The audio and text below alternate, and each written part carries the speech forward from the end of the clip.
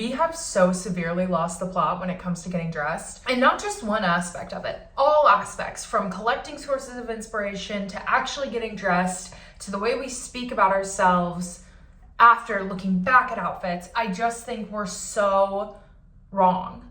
Oh my God, wait, outfit check. Wait, I'm just really craving spring right now. I went full Miss Honey today, like flowy overall dress. My Shrek sweater, my Calzura clogs, my favorites.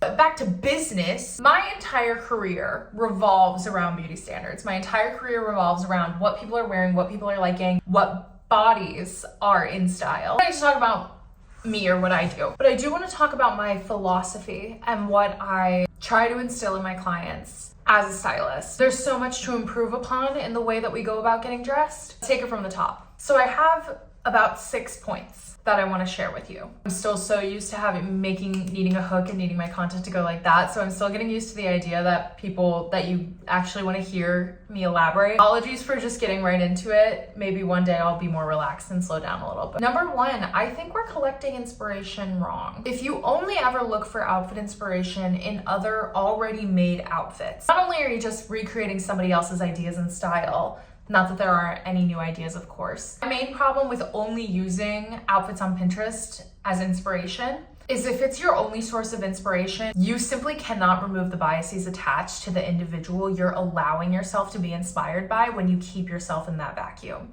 When we only allow ourselves to find inspiration from outfits presented to us on a thin white body, we are training ourselves in the wild, when we're not looking at a screen, to only be able to process outfit inspiration from that same figure of person. We're completely blacking out all of the elderly people, all of the people in different body types, all of the people who are at their job and parts of their uniform can be taken as outfit inspiration. You're just so tuned in on looking for the person presenting that inspiration, you're cutting yourself off from so much. So something that I really like to work on with my clients is introducing them to the idea of abstract style inspiration. Abstract style inspiration is anything that has nothing to do with clothes that still evokes some type of creative emotion or energy in you. This could be scenes of nature, it could be religion. I often talk about childhood books and movies growing up. Series of Unfortunate Events is a huge source of abstract style inspiration for me. You might be thinking, okay, maybe I can be inspired by these things. How can I translate that to fabric? It's a little style exercise you can do. Find a photo that has no clothes in it, that evokes some type of feeling for you, whether that's a book cover, movie poster,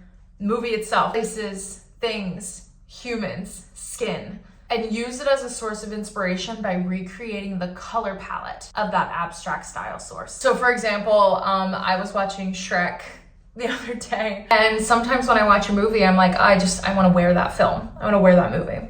And yes, Shrek is a film. Don't get it twisted, especially number 2.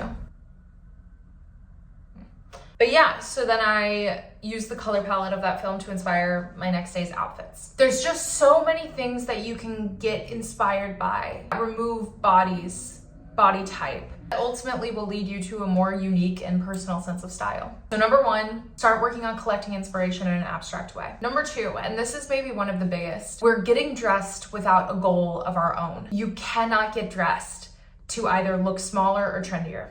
That is not a sustainable goal to wake up every day and want to put on an outfit. Those are not your goals. Those are goals that have been pushed on you, or you're only seeking them out as a reprieve to the scrutiny of it being everyone else's goals. There are so many reasons to get dressed. You might feel more creative when you get dressed. You might feel more productive when you get dressed. You might feel smarter when you get dressed, more put together, more energized. There are so many reasons to put clothes on your body besides trying to look as small as possible or as trendy and up to date and rich as possible. In the same way that going to the gym only because you want to lose weight is often not a sustainable goal because it's rooted in so much negativity and it's usually not your goal. You have to find other reasons to show up because the hot yoga is fun, you're chronically ill, and it's a way for you to feel in control of your body. You have to have reasons. Of course, if the only reason you wake up and get dressed every morning is number 1, because you have to, and number 2, okay, well, these are my pants that make me feel thin, and this is my top that makes me feel thin. And if that doesn't work that day for whatever reason, of course you're gonna create a negative relationship with your clothes and hate getting dressed because you have one goal in mind that's so high stakes, that's not even your goal, that's so negative, you need to have another reason to get dressed. Definitely think about reasons to get dressed, reasons that when you you put on an outfit and you feel really good about yourself, why, and really dive into those thoughts. Write them out, put them in your closet, and just remind yourself every day why you're doing it. So now we've laid the groundwork. We can actually get dressed now. We've been inspired. We have a reason to get dressed, a good reason. This is one little exercise that I want you to try. I want you to choose a piece that you're excited to wear. I want you to choose a piece that you always feel comfortable in physically. And neither of those pieces can be a top or a bottom. And then I want you to finish the rest of the outfit. So number one reason why I want you to do this is because oftentimes we get dressed either by choosing a top or choosing a bottom. And then next step is to choose either a bottom or a top. And then we're stuck in the same loophole of, oh, I don't know how to accessorize. I don't know how to finish this. I don't know how to keep going. By starting with pieces that are usually the extras or the add-ons and starting to reevaluate what actually is the core of an outfit for you, you're gonna create so many more creative channels and options and styling choices for yourself. Just get yourself out of that loophole of top plus pants, okay, now what? That's one reason that I want you to try that exercise. Second reason is because the best outfits are always rooted in creativity and comfortability. You can have an outfit that's super creative, but if you're not comfortable in it, you're tugging all day. You know, you're walking outside the house, you're like this, you're like hunched over, you're playing with your feet because your shoes are too small. That ruins it because you're just stressed the entire time. Or you're really comfortable and you feel unfulfilled. Choosing a piece that you're excited to wear. Remember, it doesn't have to be a piece of clothing. Socks, a headband, the way you do your makeup, the way you do your hair. You don't need to buy things. Something that makes you feel good and excited to leave the house, combined with something that makes you feel physically comfortable and grounded. So at least there's one part of the outfit where you're just not tugging and you're not stressing or hiding, and you know you can feel at least relaxed in some portion of the frame. Remember, I said no top and bottoms. There's jackets, there's cardigans, there's lots of other pieces of clothing. So that's how I want you to start getting dressed. What do we do if we have a breakdown? We treat ourselves with kindness and patience the way we would treat any child facing a fear. Fear is simply a lack of knowledge. When we hate our outfits, we're just afraid. We're afraid of the way people perceive us. We're afraid of what our body looks like from an angle that we can't check. And that fear leads us to feel unprepared and anxious. I always like to use this analogy when people are nervous to try on the outfits that I provide for them and leave the house in them. If there's a child at the top of the stairs, then home alone, and they're scared to go into the basement, you're not gonna kick the kid down the stairs and be like, wear the bikini, you look great.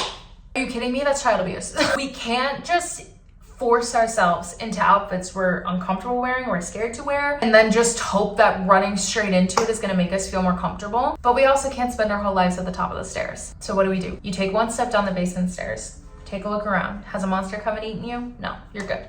You take one more step. Okay, too dark, we go up 2 steps. You go down 3 steps. That's how you need to approach getting dressed, trying new outfits, and playing dress up. It's scary, but that fear is simply just a lack of knowledge. And the only way to break through that is to learn more about yourself, learn more about the way you like to dress your body, learn more about your personal style, and answer those questions. And we answer those questions by being patient, by providing ourselves with safety blankets, so a big coat that we know we feel super comfortable in if we aren't sure about the outfit we're leaving the house in, so we can always go back up the stairs if we need. And by building outfits with a base of something we feel very comfortable in, and then elements of things that excite us, slowly to the place we want to go. I have so many opinions on the body positivity movement. I was very deep in it in terms of like the 2020 TikTok body positivity content creator situation. I think that there were 2 sides of it, right? I think that there was the people who were like, there were people that were so far in wanting you to love yourself so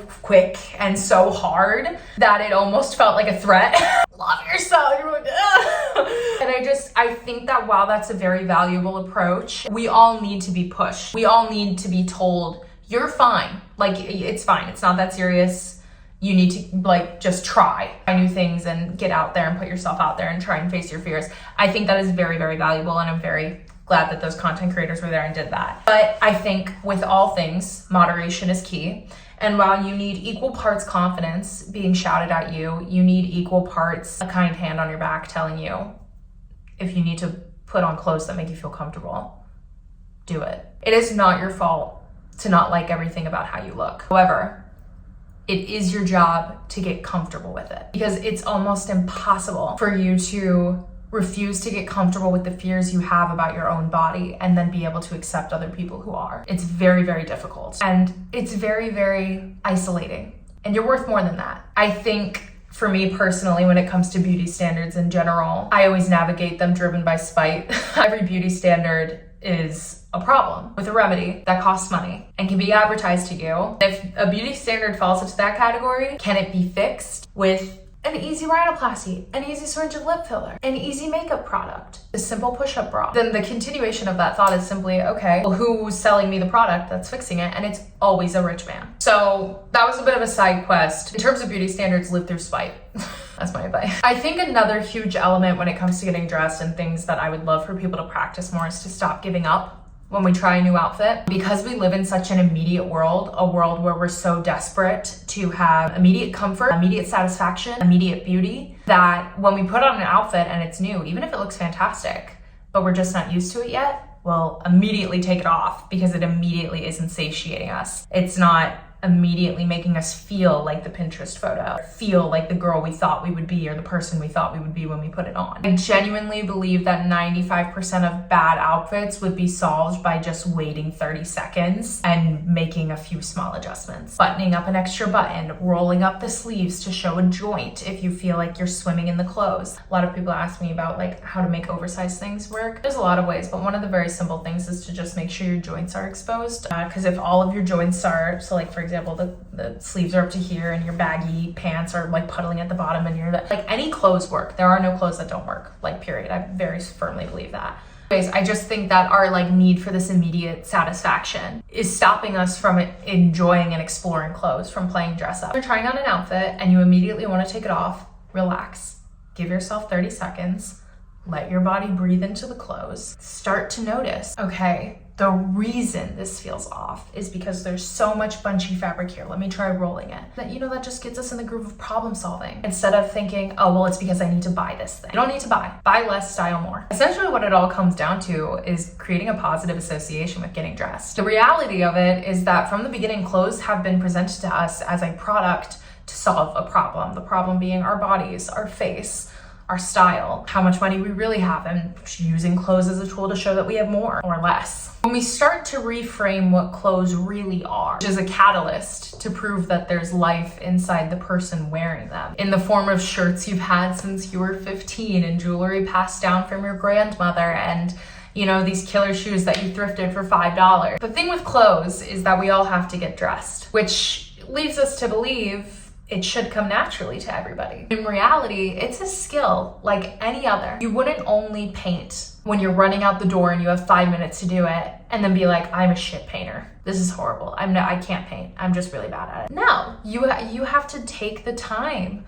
to practice and to build a positive relationship with it and to give yourself a reason to do it and to be inspired by something that makes you want to do it for yourself. I love clothes and I love getting dressed because it's such a reverent thing that no one is excused from. We're clothing our body to protect something so intimate and animal, which is our skin, and coddling it in things that are memories that all have a heaviness to them, to how they ended up in the wardrobe. Did you save up for weeks to buy those jeans? Is that a sweater that your mother passed down to you? It's just so intimate and so necessary at the same time. And I just think there's not a lot of things in this world that no one is exempt from and yet is so involuntarily artistic at the same time. Getting dressed is a joy. It really is. And it breaks my heart to hear people speak about it when I see videos. What are we wearing this spring? Like 5 things from Zara you need. That's another video. Because it doesn't need to be the way that it is. We're just choking our wardrobes to reveal some type of remedy for an insecurity when we could just relax. All right, well, hopefully this gave you some food for thought. I'm really loving filming things in the long form and getting to yap for a minute or two. So thank you so much for all of the views on the last video. It makes me very happy. Click the link in my bio for more free fashion resources. Hopefully this was helpful. Thank you so much for watching. Bye.